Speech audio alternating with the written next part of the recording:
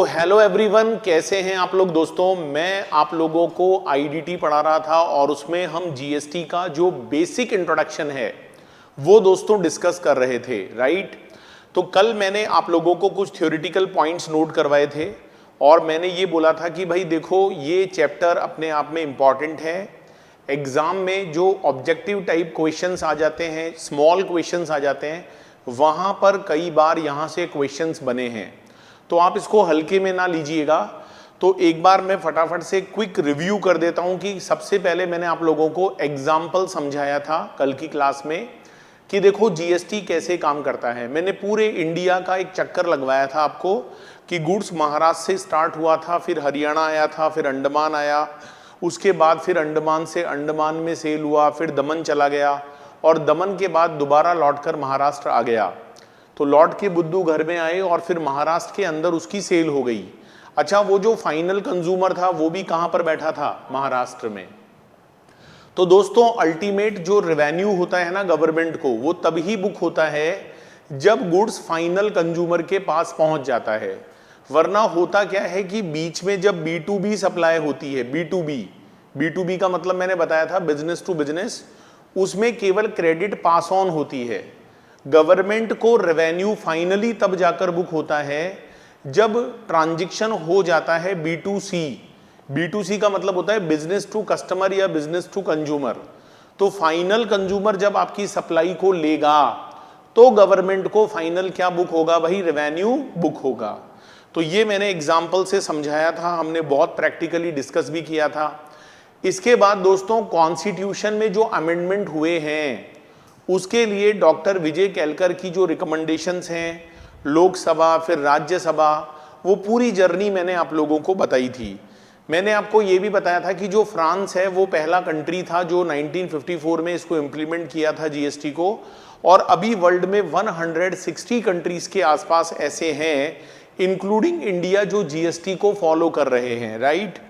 पुराने सिस्टम में क्या शॉर्टकमिंग्स थी वो भी मैंने बताई थी कि भाई पुराने सिस्टम में लोकल टैक्सेस का क्रेडिट नहीं मिलता था, एक्सक्लूडिंग वैट, कैस्केडिंग इफेक्ट होता था। एक्साइज ड्यूटी के बाद जब भी टैक्सेस लगते थे तो कैस्केडिंग इफेक्ट होता था। एक्साइज ड्यूटी, सर्विस टैक्स, बहुत सारी चीज़ें थी दोस्तों जो सेंट्रल गवर्नमेंट के टैक्स थे। स्टेट वाले टैक्सेस से सेंट्रल वालों का क्रेडिट नहीं मिलता था, सेंट्रल वाले टैक्सेस का स्टेट वाले टैक्सेस से क्रेडिट नहीं मिलता था। तो अल्टीमेटली जो बिजनेसमैन होता था उसको क्या करना पड़ता था? उसे वो सारी चीजें कॉस्ट के अंदर ऐड करनी पड़ती थी, और जब वो सारी चीजें कॉस्ट के अंदर ऐड होती थी तो दोस्तों कैस्केडिंग इफेक्ट होता था। कैस्केडिंग का मतलब होता है टैक्स ऑन टैक्स, जिससे चीजें महंगी हो जाती थी।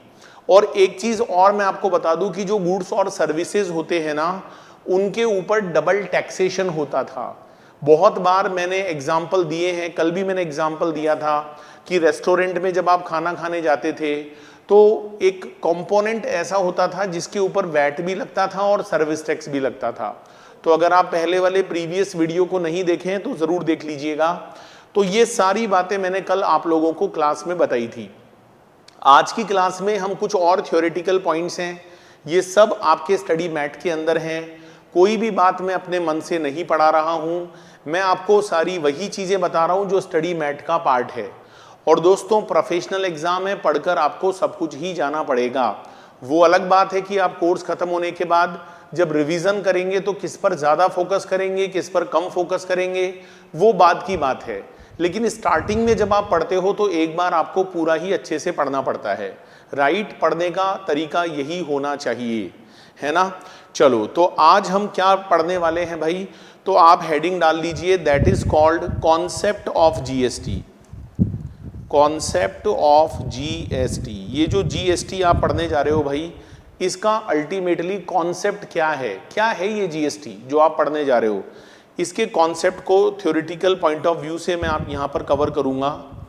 तो आप लोग हेडिंग डाल लीजिए, अपना जो कॉपी है, कॉन्सेप्ट नोट है, रजिस्टर है, वो निकाल लीजिए और वहाँ पर दोस्तों लिखना स्टार्ट कर दो कि ये जो कॉन्सेप्ट ऑफ जीएसटी है इसका मतलब क्या है। कॉन्सेप्ट ऑफ जीएसटी का मतलब क्या है? इसमें पहले नंबर का पॉइंट आप लिखोगे, GST is a value added tax. ये जो जीएसटी है भाई, ये एक प्रकार का वैल्यू एडेड टैक्स है ना। पहला पॉइंट तो आप ये लिख लो। दूसरा पॉइंट आप यहां पर लिख सकते हो, credit available to every supplier at every chain. Credit available to every supplier at every chain, ठीक है। थर्ड पॉइंट आप यहां पर नोट करेंगे, ultimate burden is on final consumer. Ultimate burden is on final consumer, है ना। और जो दोस्तों डी वाला पॉइंट है वो आप नोट करेंगे, no cascading effect of taxes. No cascading effect of taxes. तो दोस्तों ये 4 पॉइंट आपको यहां पर नोट करने हैं। सबसे पहली बात मैंने क्या बोली कि जीएसटी जो है वो एक तरह का वैल्यू एडेड टैक्स है, वैल्यू एडेड टैक्स। दोस्तों ये जो वैल्यू एडेड टैक्स होता है, जिसको हम लोग शॉर्ट में वैट बोलते हैं, वैट, ये दोस्तों किसी टैक्स का नाम नहीं है। बहुत सारे लोग समझते हैं कि वैट का मतलब किसी टैक्स का नाम है। No, it is not a name of a tax, it is a system. ये दोस्तों एक सिस्टम है, एक प्रणाली है। ये जो वैट है ना, ये एक सिस्टम है, एक प्रणाली है। ये हमारे इनडायरेक्ट टैक्स में बहुत पहले से चल रही है। ऐसा नहीं है कि जीएसटी आने के बाद से ही चली है, पहले भी चलती थी। सिंस 1986 पहली बार वैट सिस्टम हमारे देश में आया था।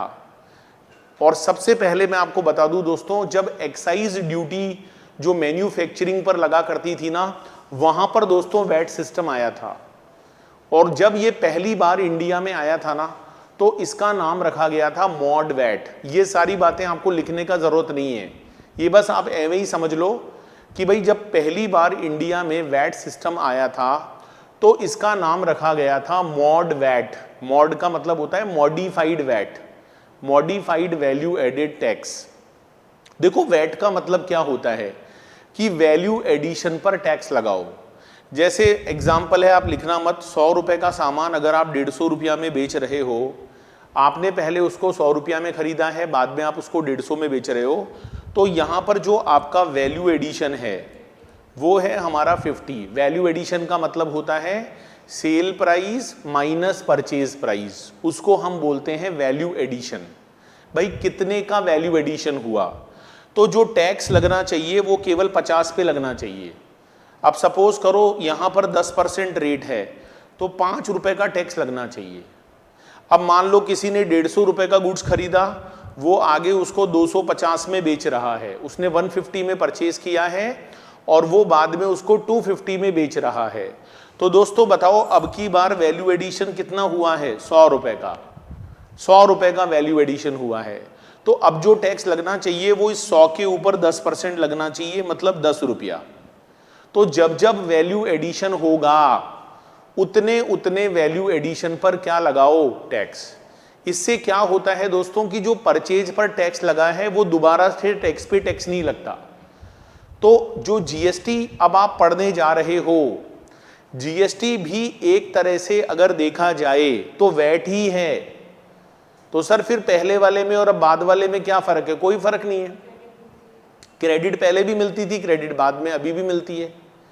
अच्छा दोस्तों, ये जो वैट है ना, जो वैल्यू एडेड टैक्स का कॉन्सेप्ट है, ये आ तो हमारे देश में 1986 में ही गया था, लेकिन 2004 की बात बता रहा हूं आपको, 2004 की, हमारे देश में जो सर्विस टैक्स लगा करता था, सर्विस टैक्स, उसके अंदर भी ये वैट सिस्टम काम करता था। जैसे आपने किसी से सर्विस ली तो पहले आपको सर्विस टैक्स देना पड़ेगा, बाद में जब आप आगे और किसी को सर्विस दोगे, मतलब योर आउटपुट सर्विस, तो आप सामने वाले से सर्विस टैक्स कलेक्ट करोगे, तो उस वाले सर्विस टैक्स में से उस वाले सर्विस टैक्स का क्रेडिट मिलता था। तो वैट सिस्टम एक्साइज में भी आ गया था, वैट सिस्टम 2004 में सर्विस टैक्स में भी आ गया था। और एक मजे की बात और बताता हूं, 2004 में इसका नाम कर दिया था सैन वैट। क्या नाम कर दिया था? San VAT. सैन वैट का मतलब होता है सैन प्लस वैट। सैन मतलब सेंट्रल और वैट का मतलब है वैल्यू एडेड टैक्स। तो जितनी भी सेंट्रल गवर्नमेंट की ड्यूटीज थी उनका आपस में क्रेडिट मिलना शुरू हो गया था। अच्छा, ये वैट सिस्टम 2005 में स्टेट में भी आ गया था। स्टेट पर लगा करता था सेल टैक्स। क्या बोलते हैं उसको? Sale tax. ये सारी बातें आप लिखो मत, बस ऐसे ही मैं आपके माइंड में इमेज बना रहा हूं। तो फिर ये सिस्टम जो था ना, ये सेल टैक्स में आ गया स्टेट के अंदर, तब इसको वैट बोलने लग गए। तो वैट का मतलब टैक्स नहीं है, वैट एक सिस्टम है, वैल्यू एडेड टैक्स। हाँ, बस प्रॉब्लम ये थी कि जो सेंट्रल वाले टैक्सेस होते थे और जो स्टेट वाले टैक्सेस होते थे उनका आपस में क्रेडिट सिस्टम नहीं था। और ये सारी चीजें किसने आसान बनाई है? जीएसटी ने। ये जो वैट सिस्टम है इसको और ज्यादा इफेक्टिव किसने बनाया है? जीएसटी ने। तो अगर जीएसटी देखा जाए तो कुछ नहीं है भाई, पुराना कानून ही है। मैं सब लोगों को यही समझाता हूं कि आप ये मत समझो कि जीएसटी कोई नई चीज आ गई। अरे जीएसटी तो वो पुराना वाला कानून ही तो है, बस जो अलग अलग कानून बने हुए थे उन सबको मर्ज करके पूरे देश में जीएसटी लगा दिया गया। वन कंट्री वन टैक्स का कॉन्सेप्ट लाया गया और वही वैट सिस्टम जो पहले चलता था वही वैट सिस्टम आज जीएसटी में है। आज आप 100 रुपए का माल खरीद के लाते हो, जीएसटी पे करते हो, फिर बाद में आप वही सामान 150 में किसी को बेचते हो तो फिर से जीएसटी लगेगा। तो मुझे बताओ, सेल वाले टैक्स में से परचेज वाले की क्रेडिट मिलेगी या नहीं मिलेगी? जैसे यहाँ 15 रुपए का जीएसटी लगा, यहाँ 10 रुपए का जीएसटी लगा, तो आप गवर्नमेंट को 15 में से 10 माइनस करके 5 ही तो दोगे भाई।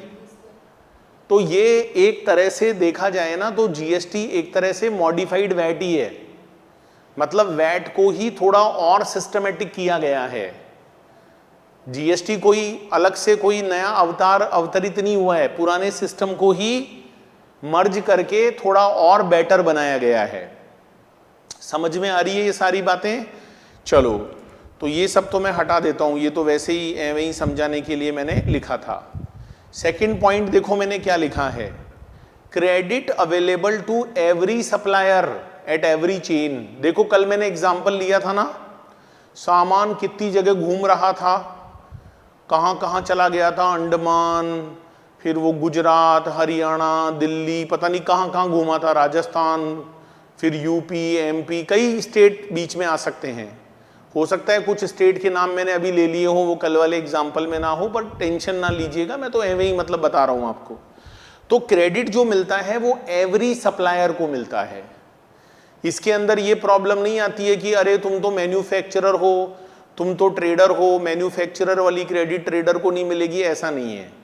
Weather you are manufacturer, whether you are trader, whether you are service provider, किसी भी किस्म के आप इंसान हो सकते हो, बस आपको बोला जाएगा supplier. All are called supplier.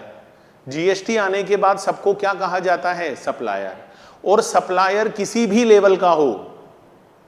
अब ऐसा नहीं है कि एक्साइज लगेगी, वैट लगेगा, सर्विस टैक्स लगेगा, नहीं, कुछ भी काम करो भाई, सीजीएसटी, एसजीएसटी। अगर इंटर सप्लाई करोगे तो आईजीएसटी, और हर को क्रेडिट मिलती है। कल आपने देखा था ना, क्रेडिट आराम से मिल रही थी, कोई दिक्कत आई थी क्या? नहीं आई थी। आप इंट्रा सप्लाई कर रहे थे तो भी क्रेडिट मिल रही थी, जब आप इंटर सप्लाई कर रहे थे तो भी क्रेडिट मिल रही थी। तो इसमें साफ लिखा हुआ है credit available to every supplier at every chain. Chain का मतलब है हर स्टेज पर। तीसरी बात देखो, एग्जाम में अगर ये चीजें आ भी जाएंगी ना तो आपको ये की पॉइंट्स याद रहने चाहिए। बाकी आप 2-4 लाइन अपनी लिखोगे तो चलेगा। एग्जामिनर जो है वैसे तो ये की पॉइंट्स अगर उसको दिख जाते हैं ना, क्योंकि सब रट्टू तोते बैठे हैं वहां पे, वो लाइन टू लाइन मिला लेते हैं कि हाँ भाई की पॉइंट सही है, इसके नंबर दे दो इसको, है ना। तीसरी बात, अल्टीमेट जो बर्डन होता है वो किस पर आ जाता है? ये तो आपको मैंने कल ही समझा दिया था। कि भाई बीच में कितने भी लोग इन्वॉल्व हो जाएं की फर्क पैंदा है, फाइनल बर्डन जो आएगा वो किसके ऊपर आएगा, कंज्यूमर पे आएगा। जैसे आप सभी लोग कंज्यूमर हो, तो जितने भी टैक्सेस लगाए जाते हैं, जितने भी टैक्सेस लगाए जाते हैं, उनका पूरा का पूरा जो फाइनल बर्डन होता है वो आप पर ही तो आता है भाई, कंज्यूमर पे ही तो आता है। सारा बर्डन किसको बियर करना पड़ता है, कंज्यूमर को बियर करना पड़ता है। और लास्ट पॉइंट है no cascading effect of taxes. दोस्तों जीएसटी ने ये प्रॉब्लम बहुत अच्छे लेवल तक रिजॉल्व करी है। अब कैस्केडिंग इफेक्ट नहीं होता है, नॉर्मली क्रेडिट मिल जाया करती है। तो कैस्केडिंग इफेक्ट कैसे होगा, कल देखा था ना आपने, कहीं पर भी ऐसी प्रॉब्लम आई थी क्या बताओ जहां क्रेडिट नहीं मिल रहा हो? हाँ, एक दो जगह आएगी, मैं आगे बताऊंगा, लेकिन वैसे 99% कैस्केडिंग इफेक्ट खत्म हो गया। तो ये चार चीजें आप याद रखोगे। This is a concept of GST कि भाई जीएसटी एक तरह का वैल्यू एडेड टैक्स है, इसमें हर स्टेज पर क्रेडिट मिल जाती है, इसमें फाइनल बर्डन कंज्यूमर पर आता है, और इसमें कैस्केडिंग इफेक्ट नहीं होता है। ये जीएसटी का कॉन्सेप्ट है। कोई पूछ ले भाई जरा बताओ जीएसटी का कॉन्सेप्ट, बहुत बड़ी बड़ी बातें पढ़ी है आपने, है ना? तो कई बार बच्चों को बड़ी बड़ी बातें पता है, छोटी बातें पता नहीं होती, और एग्जामिनर कई बार मजे ले लेता है। आप एग्जाम दे लो बड़े लेवल का और आपसे छोटे लेवल का क्वेश्चन पूछ लिया, छोटे वाले से बड़ा पूछ लो समझ में आता है, बड़े वाले से छोटा पूछ लो तो भी नहीं समझ में आता है, राइट? चलो, क्या बोल गया मुझे भी नहीं पता। अब मैं अगला जो हेडिंग आप लोगों को यहां पर नोट करवाऊंगा वो भी आप लिख लो, टैक्सेस टू बी सबजूम्ड। कौन कौन से टैक्सेस हैं भाई जिनको सबजूम्ड कर लिया गया है? सबजूम्ड का मतलब है कि वो अब इस दुनिया में नहीं रहे, वो सारे टैक्सेस शहीद हो गए हैं, उनका नामो निशान अब मिट गया है। कुछ हद तक हैं थोड़े बहुत, वो मैं आपको बता दूंगा, लेकिन वैसे अब उनको कोई नहीं पूछता, वो अब इस दुनिया से लुप्त हो गए हैं, उनका नामो निशान मिट गया है। और वो सारे टैक्सेस अब किसके अंदर समाहित हो गए हैं? जीएसटी में। उनका जो रूप है वो परिवर्तित हो गया है। You can say it is totally transformation, right? चलो, तो दो तरह के टैक्सेस हैं भाई जो समा गए हैं। पहला लिख लो सेंट्रल टैक्सेस। सेंट्रल टैक्सेस, अब बहुत सारे लोग बोलते हैं सर ये कोई एग्जाम में थोड़ी आएगा। आ जाएगा जब क्या करोगे, आपके स्टडी मैट में दिए हुए हैं, देख लेना चाहे ना दिए हो तो। और दूसरी तरफ लिख लो स्टेट टैक्सेस। अगर हमें यही पता लग जाए कि एग्जाम में क्या आने वाला है तो भाई फिर वही पढ़ के चले जाए ना, सारी चीजें पढ़ने की कहाँ जरूरत है। और अगर ऐसा हो भी जाए दोस्तों तो फिर आपका डिग्री लेने का कोई मतलब नहीं है, क्योंकि आपने तो केवल एक कागज का टुकड़ा लिया है, आपको नॉलेज तो कुछ हुई नहीं। अरे एग्जाम लेने का मतलब ये थोड़ी है बस एग्जाम पास कर लो। एग्जाम का मतलब है कि पूरी किताब को ढंग से पढ़ो, समझो, तभी तो आपको नॉलेज मिलेगा। जब तक नॉलेज नहीं मिलेगा तो आगे सरवाइव कैसे करोगे? केवल एग्जाम पास करके डिग्री लेके घूमने से थोड़ी काम हो जाएगा। बात को समझने की कोशिश करो, इसलिए पढ़ना सारा ही पड़ेगा, राइट? तो एक तरफ है सेंट्रल टैक्सेस और एक तरफ है हमारे स्टेट टैक्सेस। दोनों के दोनों मैं आप लोगों को यहां पर नोट करवा देता हूं। सबसे पहले हम सेंट्रल टैक्सेस का नाम लिखेंगे। पहला नाम आता है सेंट्रल एक्साइज ड्यूटी। एक बार सारे टैक्सेस के नाम लिख लो आप। पहला नाम आता है सेंट्रल एक्साइज ड्यूटी, दूसरा नाम आप लिख लो excise duty under medical and toilet preparations act. Third नाम आप लिख लो एडिशनल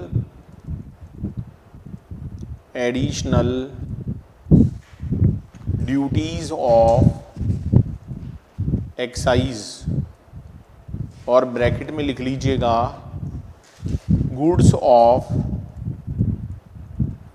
स्पेशल इंपॉर्टेंस। ब्रैकेट में लिख लीजिएगा goods of special importance. Fourth नाम लिखेंगे आप यहां पर additional duties of excise. Sir ये जो आप नोट्स बनवाते हो ना, ये बहुत अच्छा लगता है, ऐसे लगता है कि हमने कुछ मेहनत करी है, हमने अपने खुद के नोट्स बना लिए हैं, बहुत ही बढ़िया लगता है सर। अरे बढ़िया तो तब लगेगा जब आप इनसे रिवीजन करोगे, देखना कितना अपनापन लगेगा आपको। Textile and textile products, textile and textile products, fifth name आप यहाँ पर लिख लो। अच्छा दोस्तों, हमें केवल ऐसा लगता है कि हम प्रिंटेड मैट से पढ़ेंगे तो टाइम कम लगता है, ऐसा कुछ नहीं है। मैंने ये प्रयोग करके देख लिया है, बहुत ज़्यादा कोई एक्स्ट्रा टाइम नहीं लगता। अगर आप नोट्स बना के पढ़ोगे तो ज़्यादा इफेक्टिव रहता है। सर्विस टैक्स, सिक्स्थ पॉइंट आप यहाँ पर लिखोगे एडिशनल कस्टम ड्यूटी, ब्रैकेट में लिख लेना CVD, ब्रैकेट में लिख लेना CVD। सेवेंथ पॉइंट आप लिखोगे special additional duty of custom, इसको शॉर्ट में बोलते हैं SAD। शॉर्ट में क्या बोलते हैं इसको? SAD। और एट्थ नंबर पे लिख लो central surcharge and cess, central surcharge and cess. ये 8 नाम आपको लिख लेने हैं भाई। ये 8 वो ड्यूटीज हैं जो सेंट्रल लेवल की थी। सेंट्रल मतलब जिसे सेंट्रल गवर्नमेंट लगाती थी, और अब ये इस दुनिया का पार्ट नहीं है। अब ये सारी ड्यूटीज लुप्त हो गई हैं भाई। इनकी जगह किसने ले ली है? सेंट्रल GST ने, CGST ने ले ली है। चलो एक बार छोटा छोटा सा आपको मैं बता देता हूं, क्योंकि अब तो वैसे भी ये सब चीज़ें चली गई हैं, पर नाम पता होना ज़रूरी है। क्या पता भाई एग्जामिनर पूछ ले। पहली चीज़ का नाम है सेंट्रल एक्साइज ड्यूटी। दोस्तों एक्साइज ड्यूटी लगाई जाती थी मैन्युफैक्चरिंग पर। जब आप किसी चीज़ को बनाते थे, जब आप किसी चीज़ का निर्माण करते थे, तो जब आप किसी चीज़ को बनाओगे, जब आप उसका निर्माण करोगे, तो वहाँ एक्साइज लगा करती थी। और एक्साइज लगाने का जो पावर था वो केवल सेंट्रल गवर्नमेंट के पास था, स्टेट इसको नहीं लगा सकता था। केवल 1-2 आइटम छोड़ दो जहाँ पर स्टेट को पावर थी, जैसे शराब हो गई। शराब होती है ना, शराब समझते हो, एल्कोहल। तो जो एल्कोहल होता था, शराब होती है, गंदी गंदी चीज़ें होती हैं, इन पर ड्यूटी लगाने का पावर, एक्साइज ड्यूटी लगाने का पावर किसके पास होता था? स्टेट के पास। बाकी कोई भी प्रोडक्ट अगर बनाएंगे, जैसे पंखा बनाओगे, ट्यूबलाइट बनाओगे, टीवी बनाओगे, कंप्यूटर बनाओगे, कुछ भी बना लो, उस पर एक्साइज लगाने का जो एक्सक्लूसिव पावर है वो सेंट्रल गवर्नमेंट के पास था। अच्छा, ये पावर कहाँ लिखे हुए हैं? कॉन्स्टिट्यूशन में, कि कौन सी गवर्नमेंट कौन सा टैक्स लगाएगी। तो ऐसे ये एक सेंट्रल एक्साइज ड्यूटी थी। अब चक्कर क्या होता था भाई, एक्साइज तो पूरी सेंट्रल के पास जाती थी। तो सरकार ने क्या किया भाई, ऐसा करो ये सारी ड्यूटी हटा दो, क्योंकि अगर GST लेकर आएंगे तो GST में तो ऐसा होता नहीं है कि सारा सेंट्रल के पास जाएगा। आपने GST का बेसिक पढ़ा है कि जितना सेंट्रल के पास जाएगा उतना ही स्टेट के पास भी जाएगा। अभी मैं आपको स्टेट वाले टैक्सेस भी लिखवाऊंगा। तो वो टैक्स थे जो केवल स्टेट लगाता था, लेफ्ट साइड में वो टैक्सेस हैं जो केवल सेंट्रल लगाता था। अब चक्कर क्या होता था, सेंट्रल वाले टैक्स का स्टेट वाले से क्रेडिट नहीं मिलता था, या स्टेट वाले टैक्स का सेंट्रल वाले से कॉम्बिनेशन नहीं बैठता था। तो फिर क्या होता था, कॉस्ट में ऐड करना पड़ता था टैक्स को, कैस्केडिंग इफेक्ट होता था। तो ये इश्यूज आते थे, तो एक्साइज ड्यूटी खत्म कर दी। हाँ, 4-5 आइटम है, जैसे पेट्रोल हो गया, डीजल हो गया, शराब हो गई, वो मैं अभी आपको आगे के चैप्टर में नोट करवा दूंगा। वहां पर आज भी एक्साइज लगती है, GST अभी उन पर नहीं लगाया गया है। उसके पीछे रीजन क्या है वो भी मैं बताऊंगा आपको। ऐसा बुक में नहीं लिखा हुआ है, लेकिन मैं बताऊंगा आपको कि भाई ऐसी क्या मजबूरी है सरकार की कि शराब, पेट्रोल, डीजल को GST से बाहर कर रखा है। वही पुराने घिसे पिटे कानून उसके ऊपर लगा रखी है गवर्नमेंट। दूसरे नंबर पर देखो मैंने क्या नाम लिखा है, एक्साइज ड्यूटी। अरे सर फिर से आ गई एक्साइज ड्यूटी। दोस्तों ब्रैकेट में लिखा है under medical and toilet preparation act. ये जो medical and toilet preparation act है ना, ये एक अलग एक्साइज ड्यूटी होती थी जो ऊपर वाले फर्स्ट पॉइंट के अलावा लगती थी, मतलब एडिशनल। और ये केवल जो हमारे मेडिकल प्रोडक्ट्स हैं, दवाइयाँ वगैरह जो होती हैं, या जो हमारे टॉयलेट प्रिपरेशन जो कॉस्मेटिक आइटम्स वगैरह होते हैं, उनके ऊपर केंद्र सरकार मतलब सेंट्रल गवर्नमेंट एक अलग से एक्साइज ड्यूटी और लगाया करती थी। पर अब इन सब ड्यूटीज का कोई मतलब नहीं है भाई। ये सारी ड्यूटी अब क्या हो गई हैं, विलुप्त हो गई हैं। विलुप्त समझते हो, खत्म हो गई हैं, लुप्त हो गई हैं, इनका नामो निशान खत्म हो गया है भाई। थर्ड नंबर पर कौन सी ड्यूटी होती थी? और आप मानोगे नहीं दोस्तों, ये सारी ड्यूटीज में पढ़ाया करता था जब जीएसटी आने से पहले की बातें बता रहा हूं।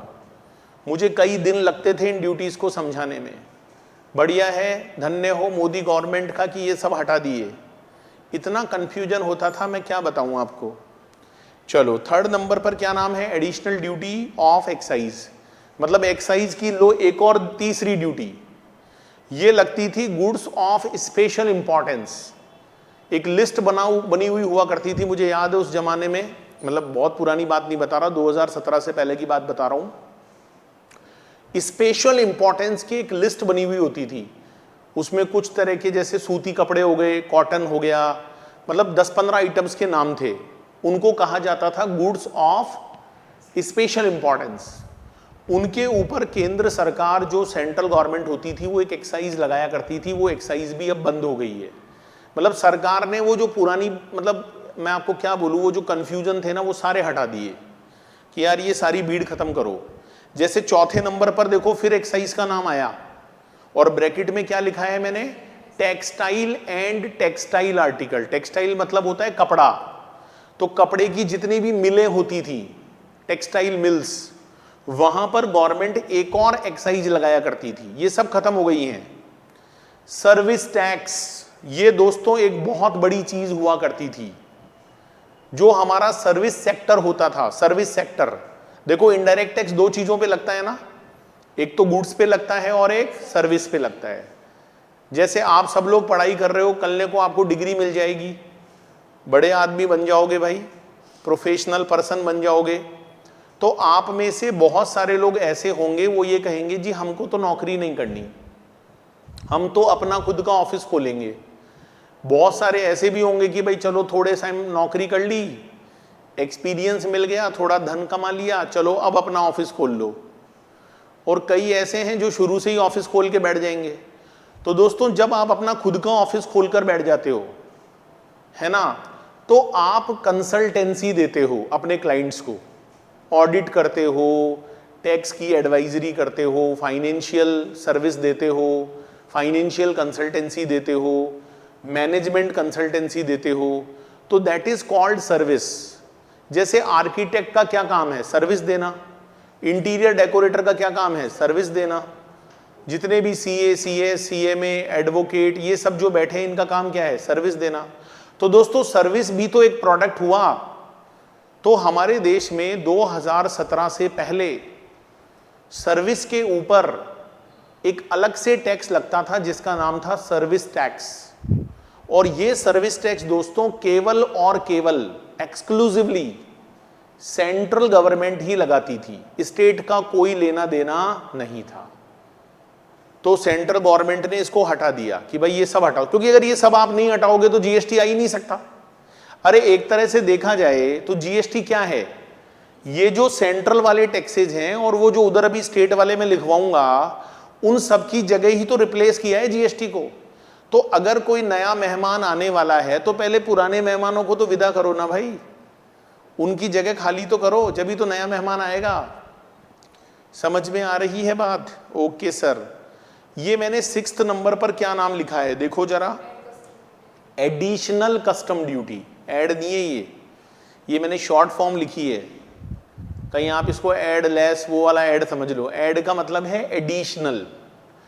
दोस्तों कस्टम जो ड्यूटी होती है वो इंपोर्ट और एक्सपोर्ट पर लगती है, इंपोर्ट और एक्सपोर्ट पर। तो जब आप कभी कस्टम ड्यूटी को पढ़ते हो तो कस्टम ड्यूटी में एक तो होती है बेसिक कस्टम ड्यूटी, क्या बोलते हैं? तो बेसिक कस्टम ड्यूटी तो पहले भी थी, आज भी है, वो जिंदा है अभी। जैसे टाइगर अभी जिंदा है, वैसे बेसिक कस्टम ड्यूटी अभी जिंदा है। मतलब जीएसटी आने के बाद भी बेसिक कस्टम ड्यूटी चल रही है, लेकिन एक एडिशनल कस्टम ड्यूटी और लगा करती थी बेसिक के अलावा। मतलब बेसिक तो है ही, बेसिक के अलावा एक एडिशनल कस्टम ड्यूटी और लगा करती थी, जिसको हम लोग सीवीडी भी बोलते थे। सीवीडी का फुल फॉर्म पता है क्या है? Countervailing duty. क्या बोलते थे उसको? Countervailing duty. आप लिखना चाहो तो लिख लो, बाकी एज सच कोई वो नहीं है। Countervailing duty, additional custom duty बोलो या काउंटर वैलिंग ड्यूटी बोलो, एक ही बात है। तो ये जो ड्यूटी थी ना एडिशनल वाली, ये खत्म हो गई है। ये जीएसटी आने के बाद से इसको खत्म कर दिया गया है।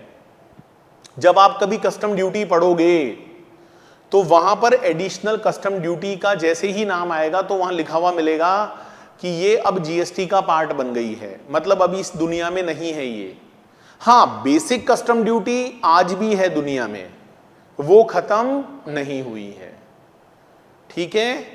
7th नंबर पर है special additional duty of customs. दोस्तों, कस्टम ड्यूटी भी अपने आप में बहुत सारी ड्यूटीज होती हैं। जब आप कभी कस्टम लॉ को पढ़ते हो ना तो उसमें नंबर ऑफ कस्टम ड्यूटीज होती है, नंबर ऑफ।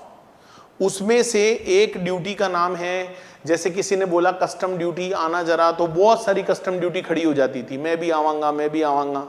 तो उनमें से एक एडिशनल स्पेशल कस्टम ड्यूटी होती थी, तो ये भी अब खत्म हो गई है। मतलब कस्टम ड्यूटी में अगर आप देखो तो बेसिक कस्टम ड्यूटी बची है, ये खत्म हो गई। और बाकी कस्टम ड्यूटी आज भी हैं, वो जब कभी कस्टम लॉ पढ़ोगे तब आएगा। अच्छा, लास्ट में मैंने क्या लिखा है? सेंट्रल जितने भी सरचार्ज लगा करते थे, सरचार्ज समझते हो? टैक्स पर टैक्स। जैसे आप कभी इनकम टैक्स निकालते हो तो इनकम टैक्स में भी टैक्स पर क्या लगता है? उसको सरचार्ज बोलते हैं। और एक होता है सेस। सेस भी क्या होता है? टैक्स पर दोबारा जो टैक्स लगता है। तो जितने भी सरचार्ज हैं, जितने भी सेस हैं, ये सारे जो भी सेंट्रल लेवल के थे, ये एक तरह से टैक्स ही होते थे भाई। ये सारे एक तरह से अगर देखा जाए ना तो टैक्स ही होते थे। इन सबको खत्म कर दिया गया है। इन सब की जगह अब कौन आ गया है? बताओ, इन सब की जगह अब कौन आ गया है? CGST। इन सब की जगह CGST आ गया है भाई। तो दोस्तों, ये सारे सेंट्रल वाले वो टैक्सेस हैं जो अब जीएसटी का पार्ट बन चुके हैं। अब ये जीएसटी का पार्ट बन चुके हैं भाई। अब ये टैक्सेस आपको नॉर्मली नजर नहीं आएंगे। चलो, अब अपन स्टेट वाले टैक्सेस का भी नाम लिख लेते हैं भाई। ऐसे कौन कौन से स्टेट वाले टैक्सेस हैं जो अब नहीं रहे हैं और वो जीएसटी में समाहित हो गए हैं? एक बार नाम लिख लेते हैं, और आप इन सब नामों को 2 बार 3 बार अच्छे से रिपीट करोगे घर जाके, क्योंकि कोई भी टैक्सेस आपसे ऑब्जेक्टिव टाइप छोटा क्वेश्चन बनाकर पूछा जा सकता है भाई कौन सी ड्यूटी सब्ज्यूम्ड हो गई है। उसमें आपको 4 ऑप्शन दिए जा सकते हैं, राइट। चलो, तो 9th नंबर का टैक्स है, मैंने बताया था ना 17 तरह के टैक्स हैं, तो 8 तो मैंने लिखवा दिए। मैंने स्टार्टिंग में बोला था ना 17 टाइप्स ऑफ टैक्सेस हुआ करते थे, उसमें से 8 नाम तो मैंने बता दिए। अब जो बाकी के नाम हैं वो स्टेट वाले टैक्सेस हैं। चलो, 9th नंबर पर आप लिख लो भाई value added tax. Value added tax, इसको हम बोलते हैं वैट। वाट नहीं, वैट। क्या बोलते हैं? वैट। 10th नंबर पर आप लिख लो central sales tax. Central sales tax.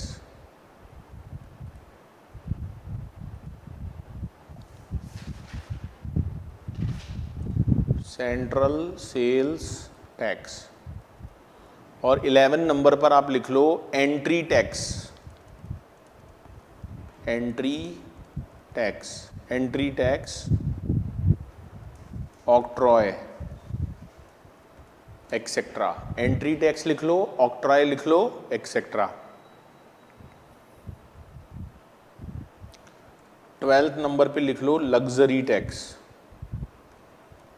Luxury tax, luxury tax. 13 नंबर पे लिख लो टैक्सेस ऑन एडवर्टीजमेंट। एडवर्टीजमेंट। 14 नंबर पे लिख लो taxes on lottery, betting, lottery betting and gambling. Lottery betting and gambling. एक लिख लो आप एंटरटेनमेंट टैक्स।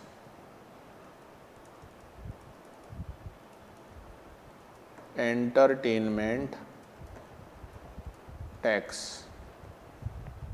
Entertainment tax. एक होता है परचेज टैक्स। और एक लास्ट लिख लो 17 नंबर पे स्टेट सरचार्ज एंड सेस। तो ये हैं भाई स्टेट वाले टैक्सेस जो पहले स्टेट गवर्नमेंट लगाया करती थी। और ये सारे टैक्सेस दोस्तों अब किसका पार्ट बन गए हैं? जीएसटी का। इसमें वैट का नाम सबसे पहले आता है, जिसको लोकल सेल टैक्स कहा जाता था। तो ये अब नहीं लगता है। सेंट्रल सेल्स टैक्स होता था जब आप एक स्टेट से दूसरे स्टेट में माल को बेचते थे, सेल करते थे। अब ये भी बिल्कुल खत्म हो गया है। Entry tax, luxury tax, tax on advertisement, lottery batting gambling पर लगने वाले टैक्सेस, एंटरटेन, अरे बहुत सारे टैक्सेस थे। जैसे स्टेट वाला सरचार्ज और सेस भी होता था। तो ये 17 तरह के टैक्सेस थे। सोचो व्यापारी कितना दुखी और परेशान होता होगा। इतने अलग अलग कानून थे, उनके अलग अलग रजिस्ट्रेशन कराओ, उनकी अलग अलग रिटर्न्स फाइल करो, टैक्सेस जमा कराओ, एजेंसी आ गई है तो उससे डील करो, बात करो।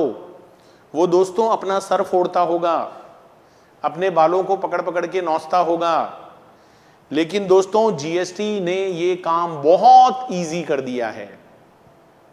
क्योंकि अब जीएसटी में क्या है, आपको रजिस्ट्रेशन लेना है स्टेट वाइज, आपको अपनी जीएसटी की रिटर्न फाइल करनी है। सोचो जो इतने तरह की चीजें होती थी वो अब एक जगह आ गई है। तो इसका मतलब काम इजी तो हुआ है ना, सरल हुआ है, आसान हुआ है।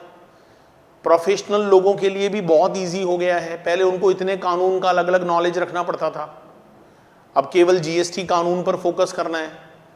तो ये सारी चीजें हैं भाई। चलो, तो ये टैक्सेस को आप 2 बार 3 बार एक बार घर पे रिवाइज करो। कई लोग मेरे से कहते हैं सर थ्योरेटिकल चीजें याद नहीं होती हैं। तो याद करने का तरीका ये होता है भाई, जैसे मैं याद करता था कि जैसे ये 8 नाम है तो मैं इन 8 नामों को 2 बार 3 बार 4 बार बोलता था। बार बार मन में मत बोलो, मैं तो कहता हूं मुंह से बोलो बार बार। इससे क्या है, थ्योरेटिकल चीजें याद होती हैं। एक बार बोला, फिर 2 बार बोला, फिर 3 बार बोला, फिर बिना देखे बोला, तो चीजें क्या होती है, मगअप होती है। जो समझ में आ रहा है तो भी बोलो, नहीं आ रहा है तो भी बोलो, तो चीजें मगअप होती है।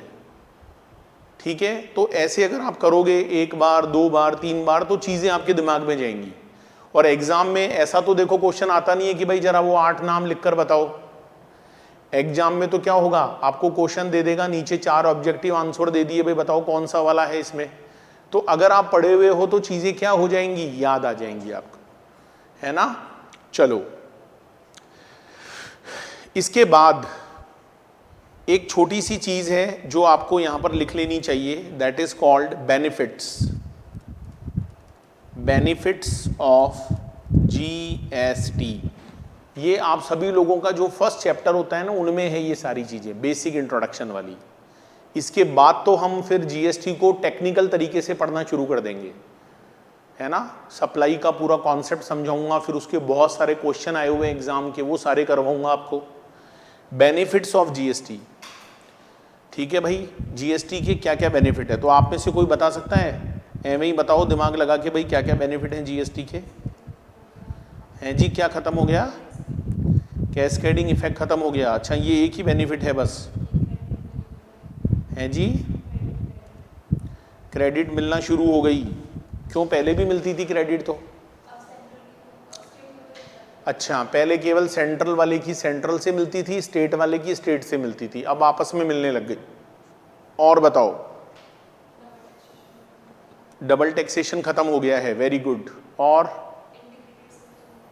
इंटीग्रेटेड सिस्टम हो गया है। अच्छा, पहले बिखरा बिखरा था, अब इंटीग्रेट हो गया, जुड़ गया सब। और क्या हुआ है, और तो सर बाकी तो वैसे तो कुछ भी नहीं हुआ, बस यही तो हुआ है, ये कम हुआ है। चलो लिख लेते हैं एक बार। वैसे तो आप लोग मन से भी लिख सकते हो ये चीजें, बढ़िया, आपने मन से सोचा, आपने दिमाग को चलाया। अब मैं भी लिखवा देता हूं थोड़ा भाई, बुक की लैंग्वेज में क्या बेनिफिट्स आप यहां पर लिख कर आ सकते हो। तो आप इसमें पहला पॉइंट लिखोगे यूनिफाइड। यूनिफाइड, थोड़े कीवर्ड्स लिख देते हैं तो ज़्यादा अच्छा है ना, एग्जामिनर को अच्छा लगता है कि अरे वाह, इसने पूरा रटा है अच्छे से स्टडी मैट को, देखो लाइन टू लाइन लिख दी इसने। और आपको पता ही है आजकल हमारे एग्जामिनर कैसे कॉपी चेक करते हैं, है ना। तो क्यों ना हम उनकी चाहत को पूरा करें, ठीक है। आपको क्या अच्छा लगता है वो इंपॉर्टेंट नहीं है, सामने वाले को क्या अच्छा लगता है वो इंपॉर्टेंट है, तो उसके अकॉर्डिंग लिखो, ठीक है। यूनिफाइड नेशनल मार्केट, ठीक है। बस एग्जाम पास हो जाए फिर करेंगे अपने मन की। एक बार भाई एग्जाम पास करना है तो सामने वाले के मन की भी तो करनी पड़ेगी ना अपने को। Mitigation of ill effects, mitigation of ill effects, ill, ill मतलब बीमारी, इल इफेक्ट्स। पुराने लॉ में बीमारी तो थी और क्या थी, ill effects of cascading, cascading. Third point लिख लो, elimination, elimination, elimination of multiple taxes, elimination of multiple taxes and double taxation. बताया था ना आपने ये भाई, डबल टैक्सेशन खत्म हो गया है। ऐसे बहुत अच्छा लगता है कि हाँ वो ये तो मैंने भी सोचा था। चलो फोर्थ नंबर का point, boost, boost to make in India, make in India vision, make in India vision. और लास्ट आप लिख सकते हो increase, increase in government revenue, increase in government revenue. तो ये 5 बेनिफिट आप वहां पर गिना कर आ सकते हो। वैसे तो आपके दिमाग में और भी कई बेनिफिट आ सकते हैं, लेकिन ये 5 अगर आप लिख दोगे तो थोड़ा कीवर्ड्स मैच हो जाएंगे। जैसे पहला मैंने क्या लिखा है, यूनिफाइड नेशनल मार्केट। इसका क्या मतलब होता है, पूरा जो भारत है ना वो एक मार्केट की तरह हो गया। पहले क्या होता था दोस्तों, जैसे कोई गुजरात से माल खरीद के ला रहा है तो उसको लगता था यार अगर मैं गुजरात से लाऊंगा तो मुझे टैक्स की क्रेडिट नहीं मिलेगी, या मैं बिहार से ला रहा हूं तो बिहार का बिहार में तो मिल जाएगी। तो लोग ऐसे डिसीजन लेते थे, मतलब क्वालिटी नहीं सोचते थे, वो ये सोचते थे कि कहाँ टैक्स का बेनिफिट ज़्यादा मिलेगा, कहाँ कम मिल रहा है, ऐसे डिसीजन होता था। अब डिसीजन ऐसे नहीं होता है, क्योंकि अब तो कहीं से भी खरीदो, की फर्क पैदा है भाई। अगर दूसरे राज्य से भी खरीदोगे तो आई जीएसटी लग जाएगा, और आई का फिर बाद में सी से क्रेडिट मिल ही जाता है, तो कहाँ दिक्कत है। तो अब पूरा एक नेशनल मार्केट हो गया, यूनिफाइड। यूनिफाइड का मतलब कहीं से भी लाओ, पूरे भारत में सोचने की जरूरत ही नहीं है। पहले सोचना पड़ता था कौन सा राज्य टैक्स ज्यादा लगा रहा है, कौन सा राज्य कम लगा रहा है, पर अब तो टैक्स की रेट इक्वल हो गई है। ऐसा भी नहीं है भाई बिहार में आपको बिहार में जाकर अगर आप बैग खरीद के लाओगे तो वहाँ टैक्स का रेट अलग है और उत्तर प्रदेश में अलग टैक्स रेट है, ऐसा थोड़ी है। अब तो CGST और SGST की जो रेट हैं वो प्रोडक्ट वाइज तो सेम हो गई है ना, तो पूरा मार्केट क्या हो गया है, यूनिफाइड हो गया है। ठीक है।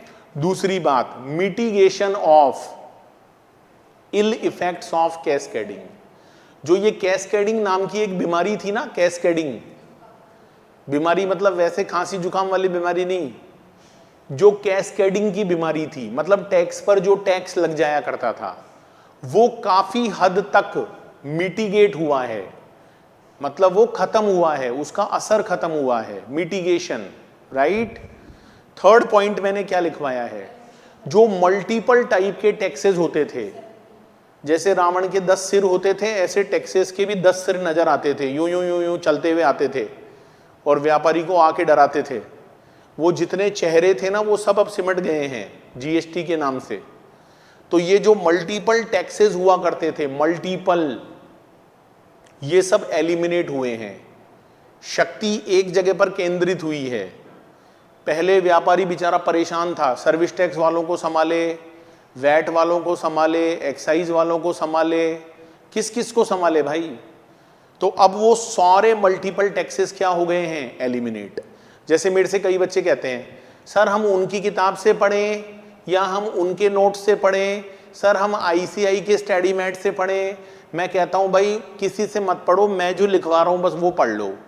बच्चे भी यही कहते हैं, सर बस एक चीज बता दो जिससे पढ़ना है, चाहे वो कितनी भी मोटी हो, कोई दिक्कत नहीं है, लेकिन हमको ये 10 साधन नहीं चाहिए कि भाई ये भी रख लिया, ये भी रख लिया, पता चला भी यार इससे पढ़ते हैं तो लगता है इसमें बढ़िया है, इससे पढ़ते हैं तो लगता है इसमें बढ़िया है, दोस्त कोई अलग ही नाम बता रहा है भाई उससे पढ़, तो मतलब सर दिमाग का दही हो जाता है।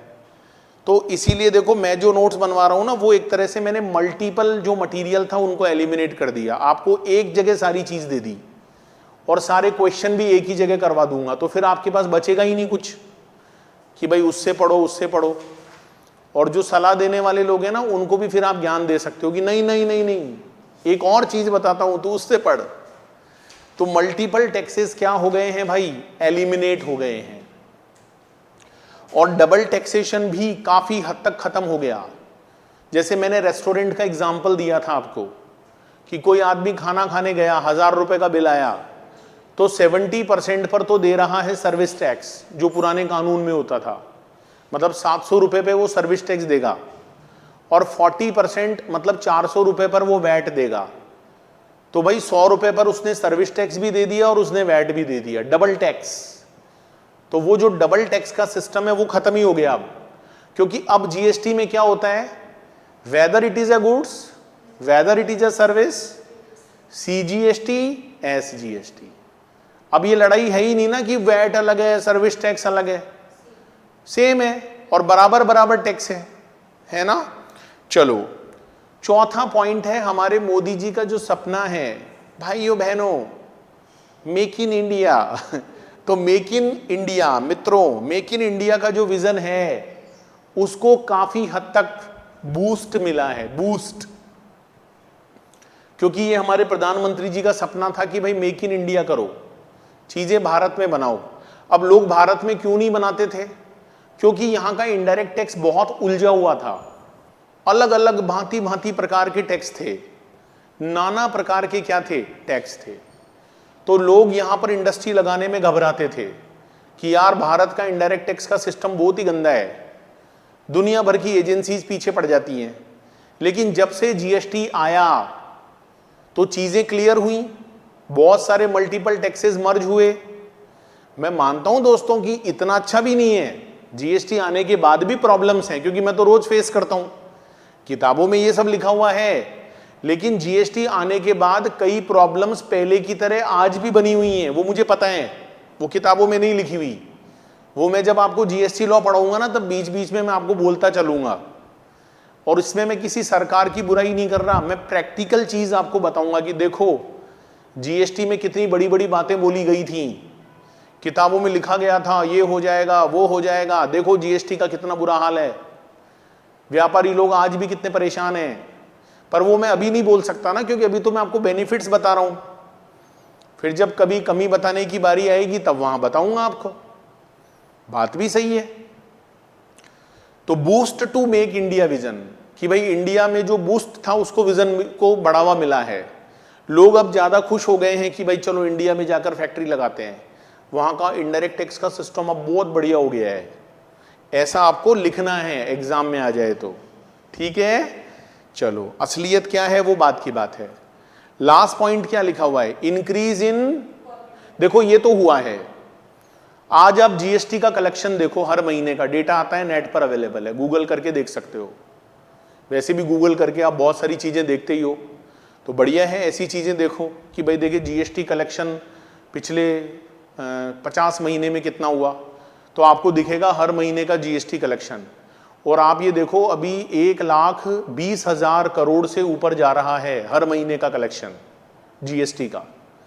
1 लाख से पहले नीचे चल रहा था, 80,000 90,000, कोविड टाइम में बहुत नीचे आ गया था, लेकिन अभी 1,20,000 1,30,000 करोड़ जो है वो हमारा जीएसटी का कलेक्शन होता जा रहा है। तो साल का मतलब 13-14 लाख करोड़ का कलेक्शन हो रहा है जीएसटी का। तो ये एक मतलब ये समझो कि पहले इतने सारे टैक्सेज होकर भी रेवेन्यू कलेक्ट नहीं होता था, लोग चोरी ज़्यादा करते थे क्योंकि मल्टीपल थे ना, तो कहीं ना कहीं छिप जाते थे। लेकिन जब से जीएसटी आया तो गवर्नमेंट की भी पकड़ तेज हुई, एजेंसियों ने कॉन्सेंट्रेट होकर काम किया, तो अभी लोगों के छापे पड़ रहे हैं, लोग डरने लगे हैं कि नहीं नहीं रजिस्ट्रेशन कराओ, बिल काटो, इनपुट मिलेगा। सामने वाला भी जागरूक हो गया है कि नहीं नहीं एक नंबर पे काम करना है, सरकार से पंगा नहीं लेना है। तो गवर्नमेंट का जो रेवेन्यू है वो इंक्रीज हुआ है जीएसटी आने के बाद। और ये चीज तो असलियत में आपको दिख भी जाएगी, आप गूगल करके सारा डेटा निकाल सकते हो अगर आपके मन में इच्छा हो तो, वरना आप यहीं पर रहकर बंद कर दो, भाई यहां सर ने कह दिया तो मान लो, सही बात है, इतना कौन दिमाग लगाए, बाकी चीजें हैं ना दिमाग लगाने के लिए। तो ये 5 पॉइंट हैं जिन्हें आप जीएसटी के बेनिफिट के रूप में गिना सकते हो। अब मैं यहाँ कोई डिबेट करने तो बैठा नहीं हूँ कि नहीं नहीं सर आप गलत कह रहे हो, ऐसे कहाँ हुआ, देखो हमारे वो जानकार थे उनके तो बहुत नुकसान लग गया, जीएसटी आने के बाद वो तो बर्बाद हो गए। अरे भाई मैं इस चीज के लिए थोड़ी बैठा हूँ, राइट। चलो तो ये हो गए हैं हमारे बेनिफिट्स ऑफ जीएसटी। चलो आगे बढ़ते हैं दोस्तों।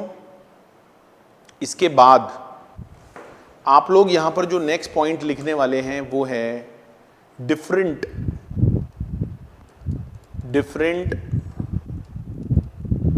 Exemptions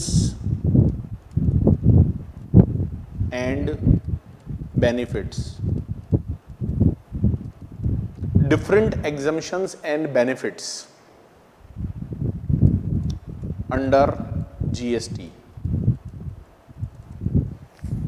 Different exemptions and benefits under GST.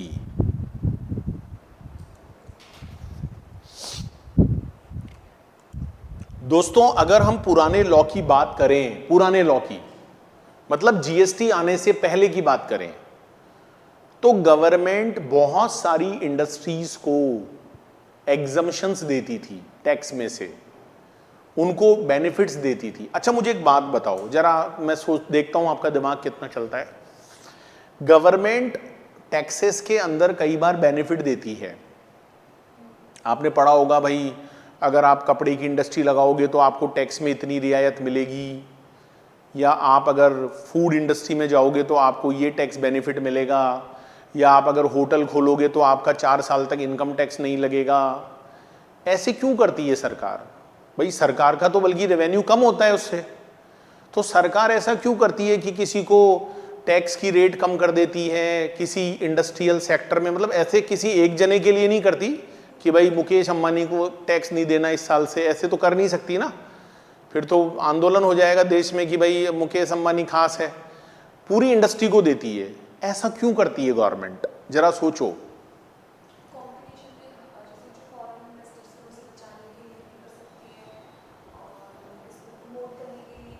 सोचो सोचो।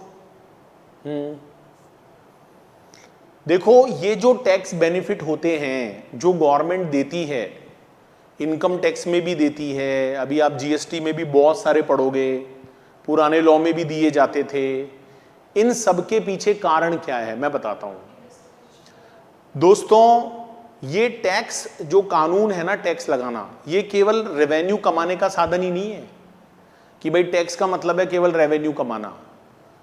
रेवेन्यू तो मिलेगा ही मिलेगा, क्योंकि बिना रेवेन्यू तो देश भी नहीं चल सकता, लेकिन इसके साथ में 2-3 और बड़े चीजें हैं जो टैक्स के साथ जुड़ी हुई हैं। अर्थव्यवस्था, इकोनॉमी, हमारे देश की इकोनॉमी को किस सेक्टर में ग्रो करना है, किस सेक्टर को वापस डाउन करना है, ये जो टैक्स है ना, ये एक तरह से चाबी है। चाबी मतलब की है, ये जिधर घुमाओगे उधर घूमेगी। जैसे मान लो फॉर एग्जांपल, आपको होटल इंडस्ट्री को ग्रो करना है इंडिया में, कि भाई अभी इंडिया में उस लेवल के होटल्स नहीं हैं, तो गवर्नमेंट क्या करेगी, होटल इंडस्ट्री को बहुत सारे टैक्स बेनिफिट देना शुरू कर देगी। तो बहुत सारे जो पैसे वाले लोग हैं, व्यापारी लोग हैं, उनको जैसे ही पता चलेगा तो उनके जो कंसल्टेंट हैं वो उनको राय देंगे कि साहब अब अगर आप नया बिजनेस शुरू करना चाहते हो तो होटल खोल लो, क्योंकि 5 साल तक इनकम टैक्स में छुट्टी है आपकी, मतलब आपको इनकम टैक्स देना ही नहीं पड़ेगा 5 साल तक। आपको 5 साल तक क्या नहीं देना पड़ेगा। तो दोस्तों, डिफरेंट एग्जम्पशन और बेनिफिट देने के पीछे मकसद यही है कि जैसे मैं आपको होटल का एग्जाम्पल दे रहा था, तो होटल इंडस्ट्री को अगर ग्रो करना है तो सरकार होटल इंडस्ट्री को बहुत सारे टैक्स में क्या देगी, बेनिफिट। तो लोग उधर भागेंगे कि होटल खोलो, होटल खोलो, तो देश में होटल सेक्टर बढ़ेगा।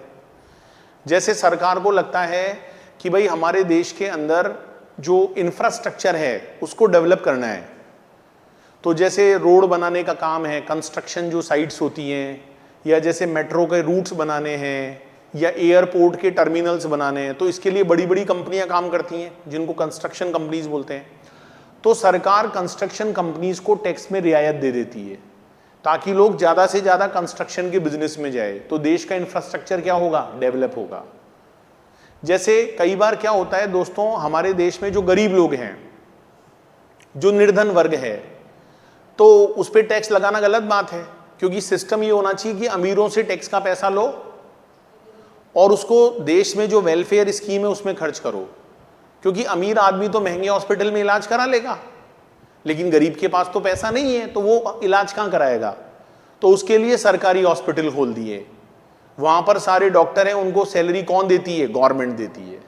दवाइयों के पैसे कौन देती है, गवर्नमेंट देती है। कोई भी जांच वांच करवानी है उसके पैसे कौन देती है, गवर्नमेंट। तो गरीब आदमी जाएगा वहां पर अपना इलाज कराएगा। अच्छा, वो इलाज किसके पैसे से हुआ, अमीर लोगों के पैसे से। तो ये करना पड़ेगा भाई, वरना गरीब लोग कहां जाएंगे, आप मुझे बताओ। तो ये एक सिस्टम है, गवर्नमेंट किसी सेक्टर को एग्जम्पशन देती है, बेनिफिट देती है देश की इकोनॉमी को सही तरीके से चलाने के लिए। और एक बहुत बड़ा रीजन ये भी है कि फॉरेन से कंपटीशन करने के लिए। मान लीजिए फॉरेन से बहुत ज्यादा सामान इंडिया में आ रहा है, तो वो हमारे डोमेस्टिक मार्केट को डिस्टर्ब करेगा। जैसे चाइना का नाम इसमें बहुत ज्यादा आता है। चाइना क्या करता है, चाइना की एक बहुत बड़ी कूटनीति है, वो पूरे वर्ल्ड में सामान सप्लाई करता है और बहुत सस्ता करता है। यूं कहते हैं चाइनीज लोग पता नहीं कैसे बनाते हैं, समझ में नहीं आता। जैसे मैं आपको एग्जांपल दूं, दिवाली पर आपने देखा होगा ना, रोशनी करते हैं। अभी जैसे दिवाली आने वाली है मान लो, तो वो आपने देखा होगा लाइटिंग वाइटिंग करते हैं लोग घर पे। तो ये जो लाइटिंग है ना, ये भी चाइना की आती है। मतलब मैं अच्छे से जानता हूँ, जब मैं कभी छोटा था तो हमारे घर में लाइट लगती थी ना, तो हम इंडियन वाली लाइट लाते थे, क्योंकि उस समय चाइनीज नहीं आती थी, तो वो बहुत महंगी आती थी। उसमें एक भी बल्ब खराब हो गया तो वो बल्ब खरीद के लाओ, उसके 20-25 रुपए लग जाते थे। अब जो चाइनीज लाइट आती है 20-25 रुपया में तो पूरी लाइट का पूरा सिस्टम आ जाता है। अच्छा, उसमें ठीक वीक करने का सिस्टम नहीं है, खराब हुई तो फेंको, नहीं लाओ। तो चाइना वाला क्या करता है, दूसरे देशों की इकोनॉमी को डिस्टर्ब कर देता है सस्ता माल बेचकर, वहां की इंडस्ट्रीज को वो बेनिफिट देता है। अब अगर भारत की सरकार भारत की इंडस्ट्रीज को बेनिफिट नहीं देगी, उनकी टैक्स में एग्जम्पशन नहीं देगी, उनको टैक्स में रियायत नहीं देगी, तो उनका सामान तो महंगा हो जाएगा ना। तो वो कंपटीशन कैसे करेंगे, बाहर के जो कंट्रीज हैं उनसे कंपटीशन कैसे करेंगे, वो तो बेचारे बंद ही हो जाएंगे, उनका सामान कोई क्यों लेगा। भाई आज अगर मोबाइल, इंडियन मोबाइल 1 लाख का बन रहा है और वैसा ही सेम मोबाइल सेम फीचर्स वाला बाहर से 60,000 में आ रहा है, तो कोई आदमी, वैसे देखो नारे वारे लगाना अलग बात है, स्वदेशी अपनाओ विदेशी भगाओ, लेकिन जब पैसे लगते हैं ना तो नारे वारे सब साइड में हो जाते हैं। फिर आदमी ये सोचता है यार ये भी वही चीज़ है, ये भी वही चीज़ है, तो 1 लाख वाली क्यों लूँ, 60,000 वाली ले लेता हूँ। तो ऐसे तो डोमेस्टिक इंडस्ट्री के ताले लग जाएंगे, देश में प्रोडक्शन बंद हो जाएगा। तो गवर्नमेंट क्या करती है, यहां की इंडस्ट्री को लॉलीपॉप देती है, भाई ये लो एग्जाम्पशन ले लो, आप भी, आपको भी हम टैक्स में बेनिफिट देते हैं, चलो फैक्ट्री खोलो। तो मेरा आप लोगों को यह समझाना है, क्या एग्जम्पशन और बेनिफिट जो पहले पुराने कानून में दिए जाते थे, एक्साइज में दिए जाते थे, वैट में दिए जाते थे, सर्विस टैक्स में दिए जाते थे, क्या वो सारे बेनिफिट और एग्जम्पशन जीएसटी कानून में भी दिए जाते हैं क्या? तो द आंसर इज यस, बिल्कुल दिए जाते हैं। तो उसके लिए वैसे तो देखो पूरा एक चैप्टर है जिसको आपको बहुत डिटेल में पढ़ना है, लेकिन अभी जैसे आप बेसिक पढ़ रहे हो तो एक बेसिक नॉलेज के खातिर मैं आपको बता देता हूं। यहां पर आप लिखेंगे रिलीफ, यहां पर लिखेंगे कवरेज, यहां पर लिखेंगे मैक्सिमम टर्नओवर, एक लिखेंगे nature of supply, nature of supply, ठीक है भाई, नेचर ऑफ सप्लाई। तो रिलीफ में आप क्या लिखोगे, threshold exemption section 22, threshold exemption section 22। Coverage में आप लिखोगे नॉर्मली, और एक लिखोगे स्पेशल स्टेट्स, स्पेशल स्टेट्स, इसमें लिखोगे 20 लाख, इसमें लिखोगे 10 लाख, 10 लाख मतलब, और ब्रैकेट में लिखोगे इन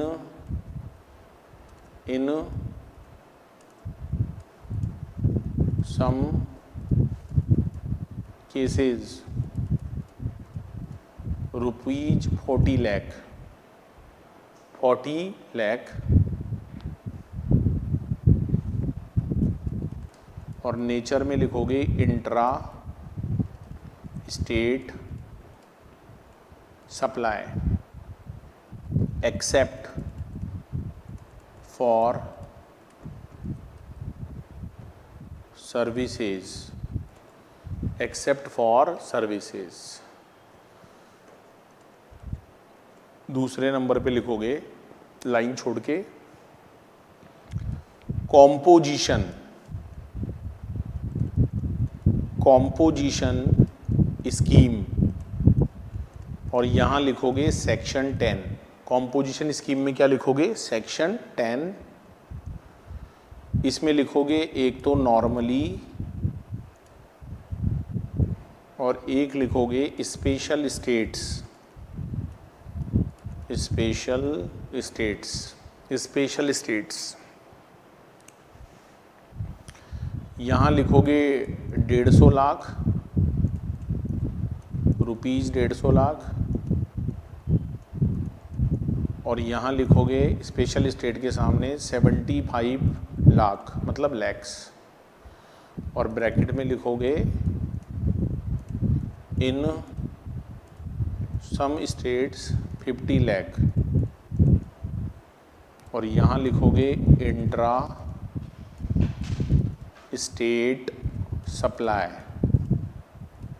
इंट्रा स्टेट सप्लाई।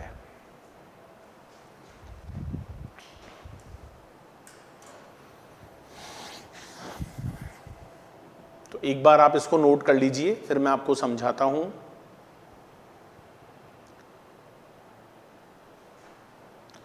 तो ये हो जाते हैं दोस्तों different exemptions and benefits under GST, different exemptions and benefits under GST.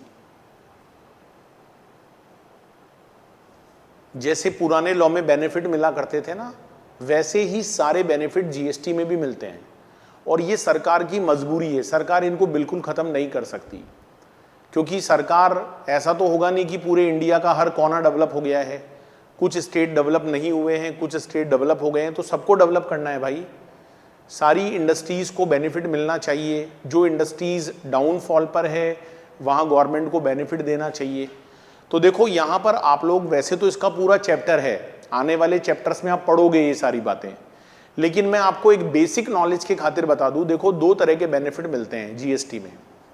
पहला बेनिफिट होता है थ्रेशोल्ड एग्जम्पशन। थ्रेशोल्ड, उसको मैं बोलता हूं थ्रेशोल्ड लिमिट। क्या बोलता हूं? और ये मैं आपको सेक्शन 22 में पढ़ाऊंगा जब हम लोग रजिस्ट्रेशन वाला चैप्टर पढ़ेंगे। कौन सा चैप्टर? दोस्तों हमारे देश में ऐसे बहुत सारे लोग हैं जो बहुत स्मॉल बिजनेसमैन हैं, छोटे लेवल पर, जैसे कोई ठेली लगाता है, पोहे बेचता है, कोई चाट पकौड़ी का ठेला लगाता है। अब आप क्या उससे ये एक्सेप्ट कर सकते हो कि भाई वो जीएसटी में रजिस्ट्रेशन लेगा? क्योंकि सप्लाई तो उसने भी करी है, वो भी प्रोडक्ट बना के बेच रहा है। अब आप उससे ये एक्सपेक्टेशन कर सकते हो क्या कि वो जीएसटी नंबर लेगा, अपनी जीएसटी की रिटर्न फाइल करेगा, टैक्स जमा कराएगा गवर्नमेंट को? आपको लगता है वो कर पाएगा ये चीजें? नहीं कर पाएगा, क्योंकि ऐसे हजारों लाखों करोड़ों लोग हैं जो एक बहुत स्मॉल लेवल पर काम करते हैं। तो सरकार ने कहा कि भाई अगर आपका टर्नओवर मतलब होता है सेल, अगर वो पूरे साल भर में 20 लाख से ज्यादा नहीं है, आपके पूरे साल की सेल किससे ज्यादा नहीं है, तो आपको रजिस्ट्रेशन लेने की जरूरत ही नहीं है। आपको जीएसटी में कुछ भी नहीं करना, आपको ना आपको जीएसटी भरने की जरूरत है, ना आपको टैक्स जमा कराने की जरूरत है। कुछ मत करो, आप मस्त रहो, ठेला लगाओ, मस्त रहो। लेकिन दोस्तों ये जो 20 लाख की लिमिट है, इसको मैं बोलता हूं थ्रेशोल्ड लिमिट। कौन सी लिमिट? याद रखना, ये बहुत बार आएगी जीएसटी में, इसको बोलते हैं थ्रेशोल्ड लिमिट। मैं बार बार आपसे पूछूंगा कि बताओ कौन सी लिमिट है जहां तक रजिस्ट्रेशन नहीं लेना पड़ता? 20 लाख। मतलब आपको जीएसटी में कुछ नहीं करना पड़ेगा अगर आपका टर्नओवर 20 लाख से ज्यादा नहीं है। लेकिन दोस्तों हमारे देश में कुछ स्टेट ऐसे हैं जिनको स्पेशल स्टेट कहा जाता है। क्या कहा जाता है? Special state. वैसे तो मैं चैप्टर आएगा तो सारे नाम वाम लिखवाऊंगा, फिर भी आपकी जानकारी के लिए बता दूं, जैसे नागालैंड है, सिक्किम है, मणिपुर है, मेघालय है, मिजोरम है। ये छोटे छोटे स्टेट हैं, नॉर्थ ईस्ट स्टेट है, ये चाइना बॉर्डर के पास पड़ते हैं ये छोटे छोटे। अच्छा, यहाँ के लोग भी आपको अलग तरीके के दिखेंगे, छोटी छोटी गैयाँ, छोटे छोटे ग्वाल, जैसे उनकी थोड़ी नौज छोटी मिलेगी, मतलब अलग दिखेंगे आपको। वो हैं सब वो अपने इंडिया के ही, लेकिन अलग दिखेंगे आपको। तो वहां पर ये लिमिट 20 की जगह 10 लाख है। वहां पर आपको 10 लाख तक नहीं लेना पड़ता रजिस्ट्रेशन, क्योंकि वहां पर उनका बिजनेस ही उस लेवल तक ही होता है। तो वहां पर थ्रेशोल्ड लिमिट क्या रखी गई है? 10 लाख। अच्छा, कुछ केसेस में ये थ्रेशोल्ड लिमिट 40 लाख भी रखी गई है। अब ये 10 कब लगेगी, 20 कब लगेगी, 40 कब लगेगी, ये तो जब हम पूरा चैप्टर पढ़ेंगे रजिस्ट्रेशन का तब पढ़ाऊंगा आपको, आज थोड़ी बताऊंगा ये सारी बातें। समझ में आ रहा है आपको? तो सरकार कहती है जो छोटे व्यापारी हैं, जिनका बिजनेस बहुत बड़े लेवल पर नहीं है, उन्हें जीएसटी कानून में कुछ करने की जरूरत नहीं है भाई। लेकिन नेचर ऑफ सप्लाई कैसी होनी चाहिए? इंट्रा स्टेट, क्योंकि जो छोटा व्यापारी होगा वो दूसरे राज्य में थोड़ी माल बेचेगा। इंट्रा का मतलब होता है सेम स्टेट। अच्छा, सर्विस के ऊपर छोड़कर, एक्सेप्ट फॉर सर्विसेज, मतलब जो सर्विस देने वाले लोग हैं वो तो चाहे इंट्रा सप्लाई करें या इंटर करें। मतलब जैसे मैं मान लो कंसल्टेंसी का सर्विस देता हूं, तो मैं राजस्थान के अंदर दूं या राजस्थान के बाहर दूं, अगर मेरा टर्नओवर 20 लाख से ज्यादा नहीं है सर्विस का, तो मुझे रजिस्ट्रेशन लेने की जरूरत नहीं है। लेकिन गुड्स के केस में ये जो थ्रेशोल्ड लिमिट है, इसका बेनिफिट आपको तभी मिलेगा जब आप कैसी सप्लाई करते हो? इंट्रा सप्लाई करते हो। इंट्रा का मतलब होता है सेम स्टेट के अंदर, क्योंकि अगर आपने स्टेट चेंज कर लिया इसका मतलब तो फिर आप बड़े आदमी हो गए, आपका गुड्स तो दूर दूर बिकने लग गया भाई। तो सरकार ये बेनिफिट जो 20 लाख, 10 लाख, 40 लाख की जो लिमिट लगी हुई है ना, ये बेनिफिट तभी देती है जब आप कैसी सप्लाई करते हो? इंट्रा। अगर आपकी इंटर सप्लाई होती है, आपका गुड्स मतलब राजस्थान से बाहर बिकता है, फिर तो आपका टर्नओवर अगर 20 या 10 लाख से नीचे भी होगा, इससे कम भी होगा, तो भी आपको क्या करवाना पड़ेगा? रजिस्ट्रेशन। आपको जीएसटी के सारे काम करने पड़ेंगे। हाँ, सर्विस वालों को छोड़कर, मतलब सर्विस वालों पर इंट्रा इंटर कोई फर्क नहीं है, उनको हमेशा थ्रेशोल्ड लिमिट का क्या मिलेगा, बेनिफिट मिलेगा। बोलो भाई यहां तक की बात समझ में आई क्या सब लोगों को? इज इट क्लियर और नॉट? हाँ सर। दूसरे पॉइंट पर देखो क्या लिखा है मैंने, सेकंड पॉइंट पर क्या लिखा है मैंने, कॉम्पोजिशन स्कीम। ये बहुत काम की चीज है दोस्तों, सेक्शन 10 है इसका, जीएसटी लॉ में कौन सा सेक्शन है, 10। बहुत इंपॉर्टेंट है ये कॉम्पोजिशन स्कीम। कुछ लोग ऐसे होते हैं दोस्तों जिनका टर्नओवर 20 या 10 लाख से तो ज्यादा है। बहुत सारे लोग हैं हमारे देश में, टर्नओवर 20 लाख 10 लाख कोई ज्यादा थोड़ी है। प्रॉफिट की बात थोड़ी कर रहा हूं मैं, तो टर्नओवर की बात कर रहा हूं, सेल्स की बात कर रहा हूं। तो सेल्स तो उनकी 20 और 10 से क्या है, ज्यादा है।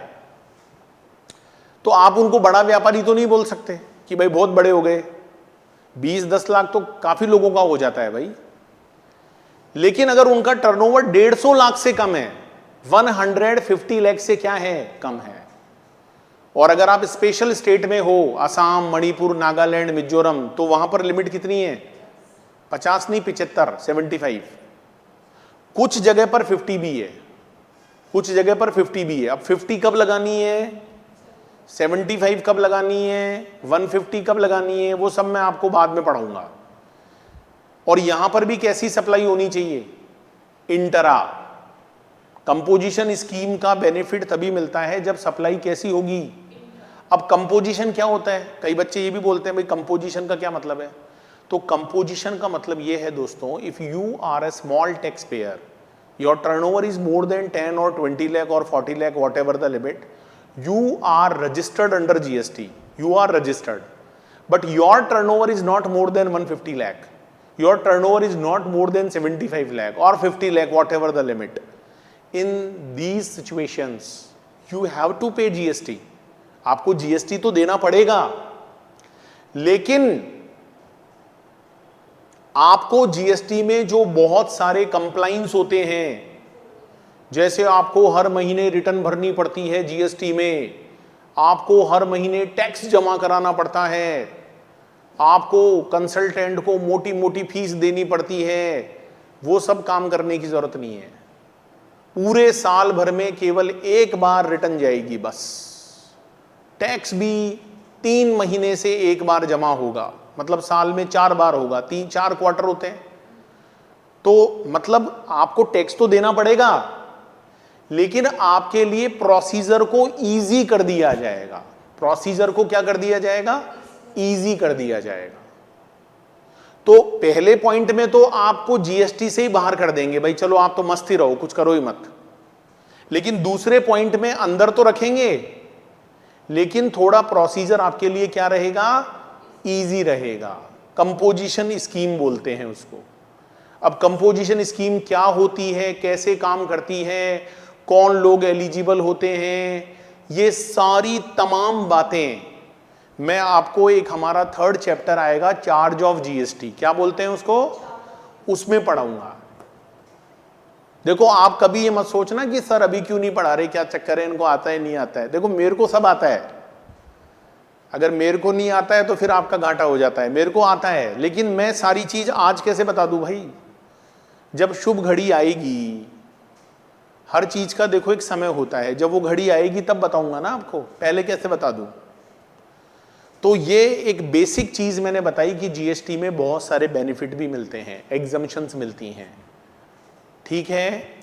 तो आज हमने एग्जम्पशंस के बारे में पढ़ा, जीएसटी में क्या क्या बेनिफिट हैं वो मैंने पढ़ाए, कौन कौन से टैक्सेस अब जीएसटी आने के बाद सब्ज्यूम्ड हो गए हैं, सब्ज्यूम्ड मतलब विलुप्त हो गए हैं, उन 17 टैक्सेस के नाम बताए आपको मैंने, जीएसटी के कॉन्सेप्ट को समझाया, ओल्ड सिस्टम में जो कमियां थी ये तो मैं कल ही बता चुका था।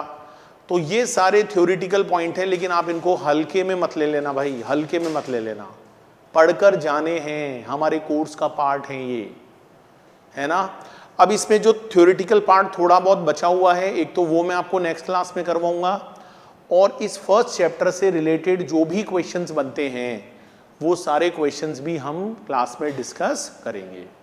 चलिए जी, थैंक यू सो मच। बाकी डिटेल आपको डिस्क्रिप्शन बॉक्स में है, लाइक शेयर कमेंट करोगे तो मुझे बहुत अच्छा लगेगा। Thank you so much for watching. Last में एक ही बात बोलूँगा, जोश दिल में जगाते चलो और जीत के गीत गाते चलो। ठीक है जी, चलिए मिलते हैं नेक्स्ट लेक्चर में। Thank you.